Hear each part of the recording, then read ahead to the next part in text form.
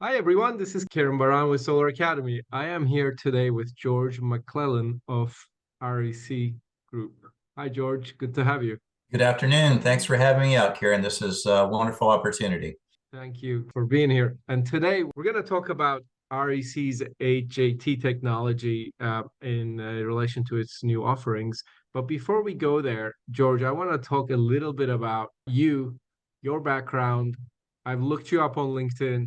You very interestingly have studied aeronautics in college first, and you've worked in a number of jobs, but you've been in solar close to probably 2 decades, if I'm not mistaken, and you've really worked deep in solar module production and technology.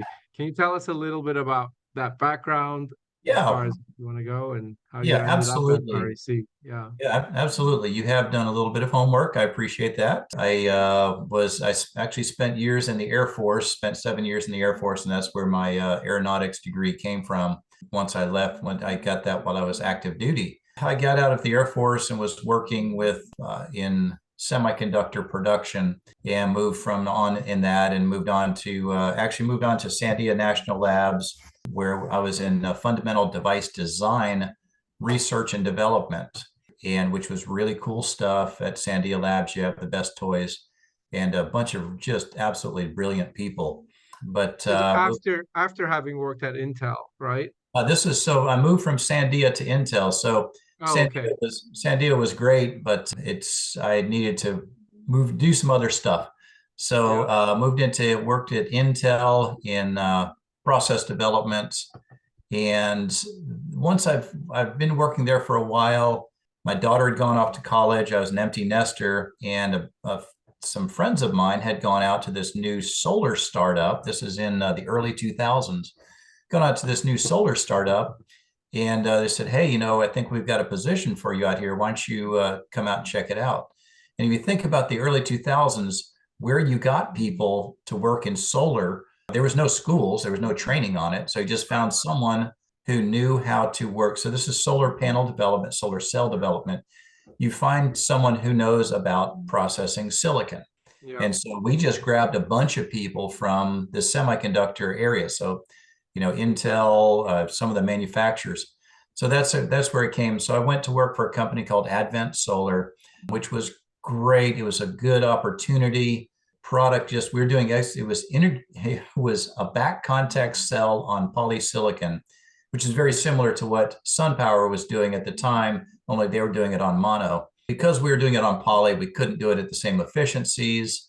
And because we were a startup, we certainly couldn't do it at the same cost. So our factory gate costs were like $4 a watt or something like that. So not the best technology, but it was great. Good experience. Learned a whole lot there. Learned how to build a factory. Learned how to, we did some great stuff. But I moved from there over to REC in 2009. So REC was, and yeah, the good part was there was lots of opportunity in solar at the time. If you wanted to go somewhere and do something, you could probably find a company that you would work with. REC had a very good reputation. They were just coming to the United States, and it looked like they had a good product, and they had good backing. So if you think about the early 2000s, 2008, 9, 10, there was you think about all the companies that were out there that are gone now, whereas REC is still stuck around. So Yeah.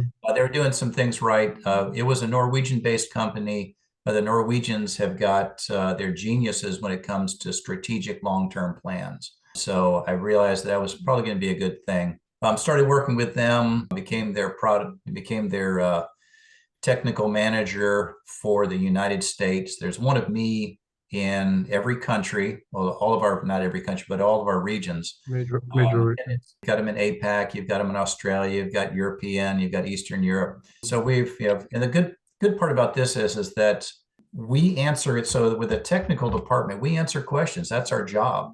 Mm-hmm. And we interface with the customers that have questions. It can be everything from, why is my warranty taking so long to, what is your dopant regions? What is your dopant levels on your cells? It can be just it leads to a very broad knowledge base, and you have to be able to share that with the customers in a way that they can understand that. And Um, these customers that ask these questions, are they utility scale developers? Are they residential solar installers? Anything in Yeah, between? Crop? they're just about everything. It's everything from a homeowner who has a 5 kW system on their rooftop to a CTO of a multinational company that's just bought 600 megawatts and wants to discuss the finer points of a cell adhesion or something. So you have to be able to talk the language of just about all of these people. Mostly it's working with installers who are trying to understand either mounting or installing products. What are some of the issues there? I work a lot with the sales teams, trying to figure out what are the finer points, what are the unique selling points of our product. A lot of performance modeling and just understanding looking at the competition, what's out there, and how do we compare. There's a lot of good stuff out there as well. So, we're not going to say we're the only game in town, but we are. We're a very good product. Understanding what their products are, how they are designed, perhaps Yes, reverse engineer some of that and incorporate it. And absolutely. There's a lot of good stuff out there. yeah, makes sense.